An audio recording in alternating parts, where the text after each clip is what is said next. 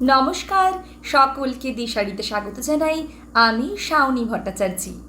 আজকে আমরা সলভ করব পারুলের যে টার্গেট বইটি বেরিয়েছে, উচ্চ মাধ্যমিকের টার্গেট 2025, সেখান থেকে তৃতীয় যে সেটটা সেটা আমরা সলভ করব। থার্ড সেমিস্টারের ওপরে আছে এটা, ঠিক আছে? প্রতিটি কোষে কত সংখ্যক উৎসেচক থাকবে তা নির্ধারিত হয়। আচ্ছা, এটা কিন্তু কোনো কোষে কত সংখ্যক উৎসেচক থাকে সেটা কিন্তু বংশগতভাবেই নির্ধারিত হয়, ঠিক আছে? তাহলে এটা হবে বি। পরের দাগের প্রশ্ন 2, অভিস্রাবণ প্রক্রিয়ার কোনটি অপরিহার্য? তাপমাত্রা, বায়ুর প্রবাহ, অর্ধভেদ্য পর্দা, কোনোটিই না। যদি অভিস্রাবণ হতে হয় অবশ্যই কি থাকতে হবে? অর্ধভেদ্য পর্দা হতে হবে, নয়তো কিন্তু এই অভিস্রাবণ প্রক্রিয়াটি ঠিকঠাক করে অভিস্রাবণ প্রক্রিয়াটি সম্পন্ন হবে না। 3 দাগের সক্রিয় পরিবহনে যেটি সবচেয়ে প্রয়োজনীয় তা হলো, আচ্ছা, কোষীয় শক্তি এটিপি না হলে কিন্তু সক্রিয় পরিবহন হবে না, তাহলে এটিপিটা কিন্তু খুবই প্রয়োজনীয়। পরের দাগের প্রশ্ন, মানবদেহে যে তাপমাত্রায় উৎসেচক ক্রিয়াশীল, আচ্ছা, আমাদের দৈহিক তাপমাত্রা যেটা 37 ডিগ্রি থেকে 45 ডিগ্রি সেন্টিগ্রেড পর্যন্ত, এইটা আগেরটা 3-এরটা হবে সি আর 4-এরটা হবে বি। হ্যাঁ, আচ্ছা, 5 দাগের প্রশ্ন, নিচের তথ্যগুলির সত্য মিথ্যা যাচাই করে উত্তরটি নির্বাচন করো। রোমান 1, উৎসেচক হলো মূলত প্রোটিন ধর্মী কলয়েড জাতীয় যৌগ, ঠিক আছে এটা। উৎসেচক সক্রিয়করণ শক্তি হ্রাস করে, ঠিক আছে এটা। বিক্রিয়া সক্রিয়করণ শক্তি কিন্তু উৎসেচক হ্রাস করে। উৎসেচক একটি নির্দিষ্ট তাপমাত্রায় সর্বাধিক ক্রিয়াশীল, ঠিক আছে। প্রতিটি উৎসেচকের প্রো এনজাইম বর্তমান, আচ্ছা, প্রতিটি উৎসেচকের কিন্তু প্রো এনজাইম থাকে, এটি সঠিক নয়। হ্যাঁ, তাহলে কোন দাগের উত্তরটা হবে? তাহলে ট্রু, এটা ফলস, তাহলে হলো সি। আচ্ছা, মানুষের স্থায়ী দাঁতের সঠিক দন্তসূত্রটি নির্বাচন করো, বা অনেক জায়গায় থাকতে পারে দন্ত সংকেত। আচ্ছা, তাহলে আই 2/2, পরেরটা বল। আচ্ছা, আমি একটু বলে দিই কী হওয়া উচিত। আই হওয়া উচিত, তারা লিখবো আই হওয়া উচিত ইনসিজার 2/2, তারপরে সি হওয়া উচিত ক্যানাইন 1/1, পিএম প্রি মোলার হওয়া উচিত 2/2, আর মোলার হওয়া উচিত 3/3। হ্যাঁ, আচ্ছা, তাহলে এটা কোনটা হবে? কোনটার সাথে মিলছে? সি এর সাথে মিলছে। আচ্ছা, আমাদের কিন্তু টার্গেটের যে উত্তর আছে সেক্ষেত্রে কিন্তু বি দেওয়া আছে এবং বিটা কিন্তু সঠিক নয়, সঠিক উত্তর সি। তোমরা যখন উত্তরগুলো দেখবে একটু উত্তরগুলো নিজেরা যাচাই করে নেবে, কারণ অনেক সময় টেস্ট পেপার বা কোনো প্রশ্নপত্রের উত্তর কিন্তু ভুল হতে পারে, ঠিক আছে? তো এইটা হবে সি, একদম শিওর। আচ্ছা, দুধের দাঁতের সংকেত কি হতো? আই 2/2 হতো, সি 1/1 হতো, পিএম থাকে না, আর মোলার থাকে 2/2। হ্যাঁ, তাহলে টোটাল কটা থাকে? 20টা থাকে। আর স্থায়ী দাঁতের সেক্ষেত্রে টোটাল কটা থাকে? টোটাল কিন্তু 32টা থাকে। আমার একটু মাথায় রাখবো, আলাদা আলাদা করে আসতে পারে। একবার উচ্চ মাধ্যমিকে এসেছিল যে আমাদের কৃন্তক দাঁতের সংখ্যা কত, সেরকম যদি বলে ইনসিজার দাঁতের সংখ্যা কত, যত হলে যেন 2 × 4, তাহলে টোটাল হলো ইনসিজারের সংখ্যা হলো 8টি। আচ্ছা, ক্যানাইনের সংখ্যা কত? তাহলে 1 × 4, তাহলে হলো 4।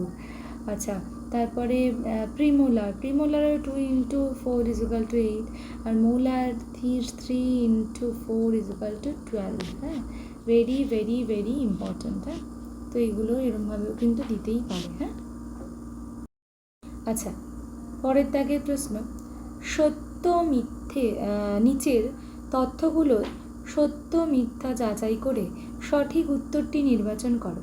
রোমান 1, মিসেল হলো ফ্যাট অণুর আন্ত্রিক গহ্বর থেকে আন্ত্রিক কোষে শোষণযোগ্য রূপ।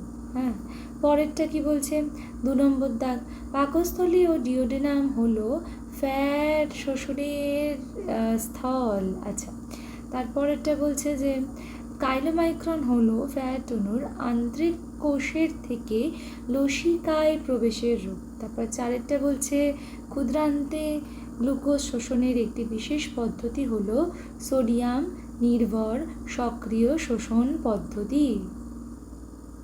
আচ্ছা, এক্ষেত্রে কিন্তু প্রথম যে রোমান 1 এটা ঠিক, সেটা মিসেলের মাধ্যমে কিন্তু আন্তরিক গহ্বর থেকে আন্তরিক কোষে ফ্যাট যায়। আচ্ছা, পাকস্থলীতে ফ্যাটের শোষণ হয় না, এটা ভুল। হ্যাঁ, এটা ভুল।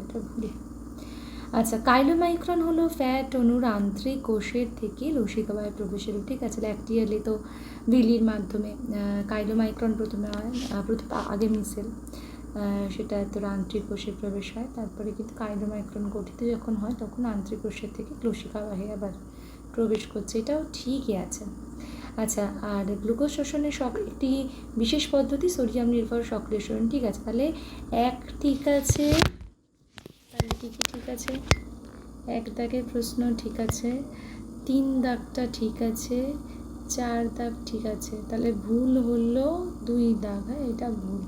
তাহলে দেখো, এটা আমার সি এর সঙ্গে মিলে যাচ্ছে। ঠিক আছে, পরের প্রশ্ন, নিচের কোন জোড়াটি সঠিক? আচ্ছা, পিত্তলবণ বলছে সোডিয়াম টরকোলেট, ঠিক। পিত্তলবণ বিলিরুবিন, না, এটা তো পিত্তরঞ্জক সোডিয়াম টরকোলেট, ভুল। পিত্তরঞ্জক সোডিয়াম গ্লাইকোকোলেট, ভুল, এটা পিত্তলবণ হবে। কোনটা ঠিক পেয়ে গেছি?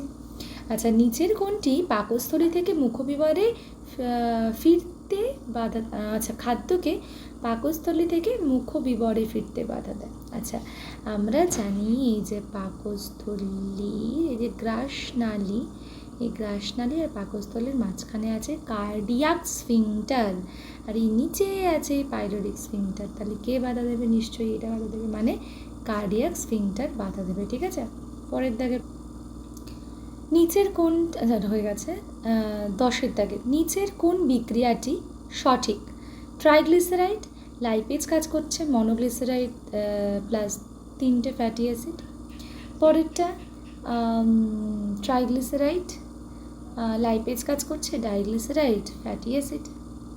ওকে, আচ্ছা, ট্রাইগ্লিসারাইড, হ্যাঁ, লাইপেজ কাজ করছে, ফ্যাটি অ্যাসিড। ট্রাইগ্লিসারাইড লাইপেজ কাজ করছে, গ্লিসারল। ও বাবা, ট্রাইগ্লিসারাইডে লাইপেজ কাজ করছে যদি মনোগ্লিসারাইড হয়। এমনিতে আমরা জানি, তাহলে এটা আমি একটা ট্রাইগ্লিসারাইড রেখেছি। ঠিক আছে, ফ্যাটি অ্যাসিড হয়, আর সিওএইচকে কি আমরা এর মধ্যে লিখতে পারি? যদি এটা আমরা এইদিকে ঘুরিয়ে দিই, তাহলে এইদিকে গ্লিসারল ছিল, ওইচ ছিল, সেই ওইচ, আর এইদিকের ওইচের থেকে জল বেরিয়ে গেছে। এটা একটা এস্টার বন্ধনী, 3টে এস্টার বন্ধনী আছে।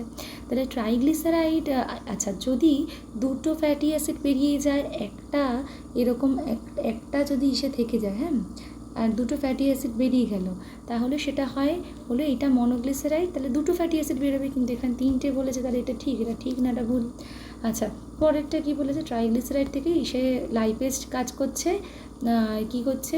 ডাইগ্লিসারাইড, মানে 2টো ওইচ, ডাইগ্লিসারাইড আর ফ্যাটি অ্যাসিড, একটা ফ্যাটি অ্যাসিড, ঠিক।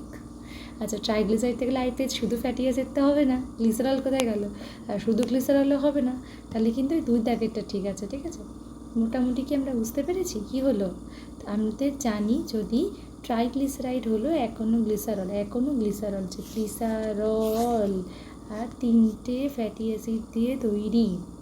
যদি একটা ফ্যাটি অ্যাসিড বেরিয়ে যায়, 2টো ফ্যাটি অ্যাসিড নিয়ে হবে ডাইগ্লিসারাইড, আর আরও 2টো ফ্যাটি অ্যাসিড বেরিয়ে গেল, তাহলে এইটুকু নিয়ে হলো মনোগ্লিসারাইড। ঠিক আছে, মোটামুটি বোঝা গেছে। আচ্ছা, পরের দাগের প্রশ্ন 11, নিচে 2টি বিবৃতি দেওয়া হয়েছে, এদের মধ্যে একটি বিবৃতি এ, অন্যটি যুক্তি আর। বিবৃতি পড়ে সঠিক উত্তরটি নির্বাচন করো। আচ্ছা, যকৃৎকে সুসজ্জিত জৈব রসনাগার বলা হয়, একদম ঠিক আছে।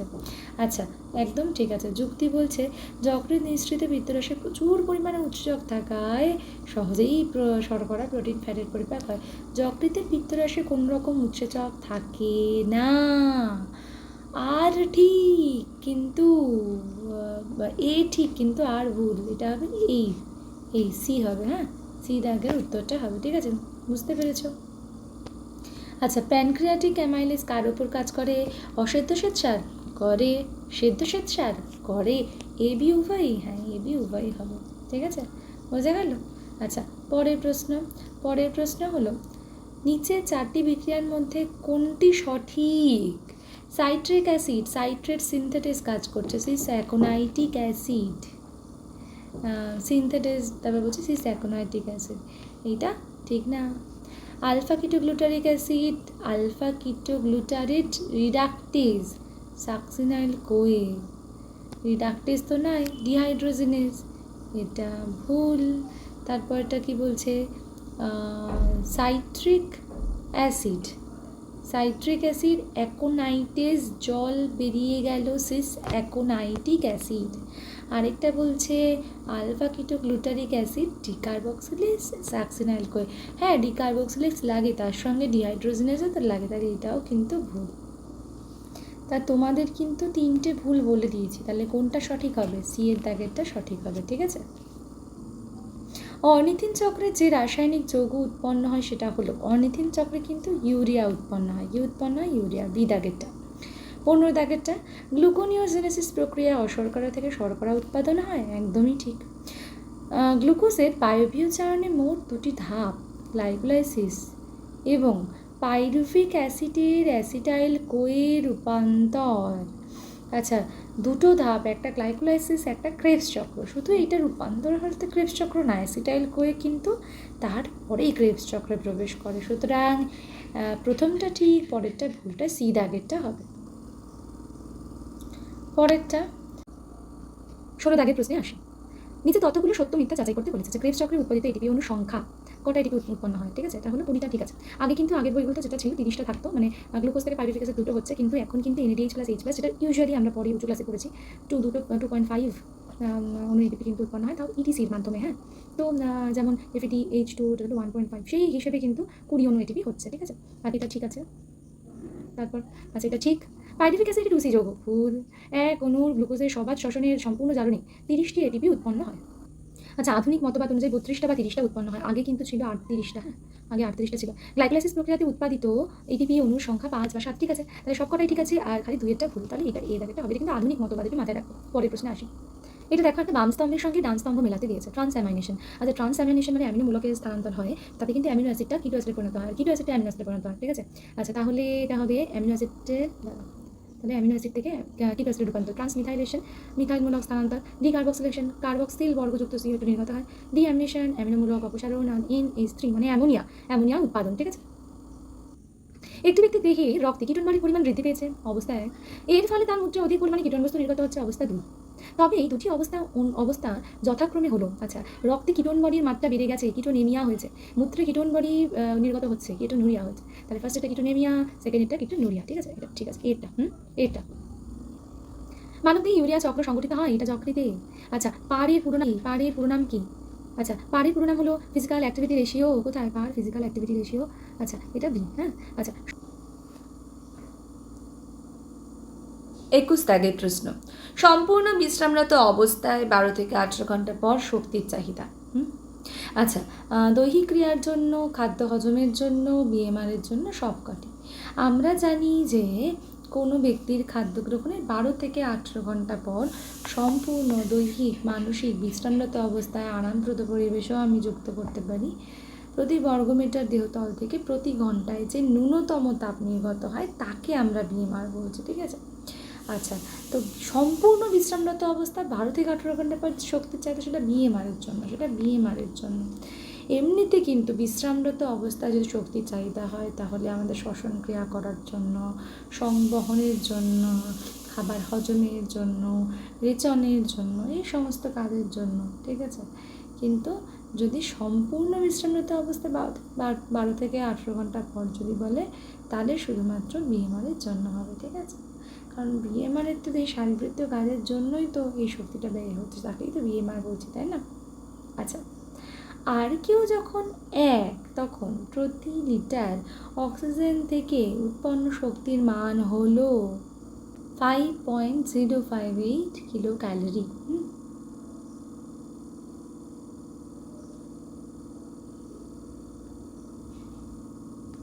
আচ্ছা, নিচের কোনটি সঠিক? প্রতি 1 ডিগ্রি সেন্টিগ্রেড তাপমাত্রা বৃদ্ধিতে BMR 13% বাড়ে। গর্ভাবস্থার প্রথম 3 মাসে BMR 5% বাড়ে। সঠিক নয় কোনটি, ঠিক আছে? হাইপার থাইরয়েডিজম রোগে BMR 100% বাড়ে। 45 বছর পর প্রতি 10 বছরে BMR 5 থেকে 10% বৃদ্ধি পায়। আচ্ছা, এটা জরুরি না যে হাইপার থাইরয়েডিজম হলে সেক্ষেত্রে BMR কিন্তু 100% বেড়ে যাবে, সেটা জরুরি না। সেটা ডিপেন্ডস কতটা বেশি বা কিছু। আচ্ছা, কিন্তু 45 বছরের পর প্রতি 10 বছর অন্তর BMR বাড়তে পারে না, BMR কিন্তু কমতে পারে। তাহলে BMR কমতে পারে, BMR কিন্তু বাড়তে পারে না, ঠিক আছে? 25-এরটা 1 kilo calorie dash kilo joule 4.184 kilo joule. হ্যাঁ, এরটা একটা বাদ চলে গেছে। 24-এরটা স্বল্প পরিশ্রমী ভারতীয় প্রসূতি নারীর সম্পূর্ণ স্তনদানকালী ইয়ার দৈনিক শক্তি চাহিদা হলো ড্যাশ কিলো ক্যালোরি। আচ্ছা, স্বল্প পরিশ্রমী ভারতীয় মহিলার কি বলছে, সম্পূর্ণ স্তনদানকালে। একটু বলি, এই কোশ্চেনটা একটু ভুল আছে। হ্যাঁ, কীরকম ভুল আছে আমি একটু ভুলটা আগে ডিকোড করি। আচ্ছা, কীরকম ভুল আছে না? আচ্ছা, ভুলটা হলো ফার্স্ট স্বল্প পরিশ্রমী মহিলা মানে 1660 কিলো ক্যালোরি প্রথম 6 মাসে প্লাস 600 কিলো ক্যালোরি, পরের 6 মাসে প্লাস 520 কিলো ক্যালোরি। কোনো উত্তরে কিন্তু মিলছে না, ঠিক আছে? সুতরাং এটাই ভুল আছে। আচ্ছা, উচ্চ তাপে সংরক্ষণ, স্টেরিলাইজেশন উচ্চ তাপে হয়। অম্লতা বৃদ্ধির দ্বারা সংরক্ষণ, pH কমবে, অম্লতা বাড়বে। অ্যাসিড প্রয়োগ করলে, ভিনিগার, এটা একটা মৃদু অ্যাসিড। অক্সিজেন নিয়ন্ত্রণ কীভাবে? ভ্যাকিউম করে দিলে তার অক্সিজেন নিয়ন্ত্রণ হয়ে গেল না? নিম্ন তাপে সংরক্ষণ, রেফ্রিজারেশন। তাহলে হলো 4, A4 দুটো আছে, B3 দুটো আছে, C2 এই দুটো দাগের তো অপশান একই আছে। আচ্ছা, তাহলে এই দুটো দাগের কিন্তু একই উত্তর আছে। হ্যাঁ, এইটাই উত্তর হবে। পরেরটায় যাই। তাহলে ক্যানিং পদ্ধতিতে বিভিন্ন ধাপ কি? প্রথমে বাছাই করব, গ্রেড করব, তারপর সেটাকে ধোবো, তারপর ব্লাঞ্চিং করব, তারপর ব্রাইন দেবো, তারপর বায়ুনিরুদ্ধ করবো, মানে ডি দাগেরটা, ঠিক আছে? যে পদ্ধতিতে খাদ্যে উপস্থিত জারণধর্মী উৎসেচকগুলো নিষ্ক্রিয় হয় সেটা ব্লাঞ্চিং। LTH লো টেম্পারেচার হোল্ডিং প্রসেস, BA। তাহলে কোরেক্স এলিমেন্টারিয়াস হলো খাদ্য কোড। আচ্ছা, 5 বছরের নিচে শিশু আক্রান্ত কিসে বেশি হয়? 8 রকমের নিউরোটক্সিন, পানীয় জল বর্জ্য দ্বারা সংক্রমণ। আচ্ছা, সালমোনেলোসিস। আরে দুটো জিনিস ক্লিয়ার, সালমোনেলা, আর পানীয় জল বর্জ্য দ্বারা সংক্রমণ, এটা ইকোলাই। তাহলে অন্য কী হবে? ঠিক আছে, একটা তো টক্সিন বলেই দিয়েছে, একটা রোটাভাইরাস বলেছে। 5 বছরের নিচে সাধারণত রোটাভাইরাস, আর 4 রকম বা 8 রকম কী লেখা আছে সেটা টক্সিন হলো ক্লস্ট্রিডিয়াম টক্সিন, ঠিক আছে? তাহলে হলো 3, এরকম দুটো আছে। তাহলে বি দেখি, বি হবে 4, তাহলে এটা ঠিক। তাহলে সি হবে 2, ডি হবে 1। হ্যাঁ, নিচের কোন তাপমাত্রাটি মেসোফিলিক ব্যাকটেরিয়ার বৃদ্ধির অনুকূল? এটা হবে বি দাগেরটা হবে 30 থেকে 40। নিচের কোনটি মাছ পচনের ধরন? এটা কিন্তু পিউট্রিফিকেশন হবে। একজন ব্যক্তির হঠাৎ জ্বর সঙ্গে কাঁপুনি, এই দুটি বিশেষভাবে লক্ষণীয় উপসর্গ দেখা গেল। ডাক্তারি পরামর্শ নিতে গেল, তার খাদ্য বিষাক্তকরণ ঘটেছে। ডাক্তারি পরামর্শ নিতে দেখা গেল তার খাদ্য বিষাক্তকরণ ঘটেছে। কোন অণুজীবের জন্য এই লক্ষণ হতে পারে? সালমোনেলা না ক্লস্ট্রিডিয়াম? ক্লস্ট্রিডিয়ামের হলে তো মারাত্মক সাইন, তাহলে সালমোনেলাই হবে এটা। হ্যাঁ, আচ্ছা, কম ঘনত্বযুক্ত খাদ্যের আয়ুষ্কাল কয়েক সপ্তাহ, তাহলে সেটা কী হবে? অর্ধপচনশীল। যদি মাস খানেকের ওপর হতো তাহলে সেটা অপচনশীল হতো, কিন্তু এটা অর্ধপচনশীল, কারণ আর্দ্রতা কম কম আর্দ্রতা আছে, কয়েক আয়ুষ্কাল কয়েক সপ্তাহ, তাহলে সেটা আমরা মানে সেটা অর্ধপচনশীল বলতে পারি। যদি তোমাদের ভালো লেগে থাকে চ্যানেলটা, তাহলে অবশ্যই সাবস্ক্রাইব করো। এসএলএসটি যারা আছো তারাও কিন্তু পড়বে, কারণ 11-12 কিন্তু সিলেবাসে লেখা না থাকলেও কিন্তু সিলেবাসের অন্তর্গত, কারণ তোমরা তো 11-12 বাচ্চাদেরই পড়াবে, তাই না? তা তোমরা কিন্তু মানে অবশ্যই এটা সলভ করবে। হ্যাঁ।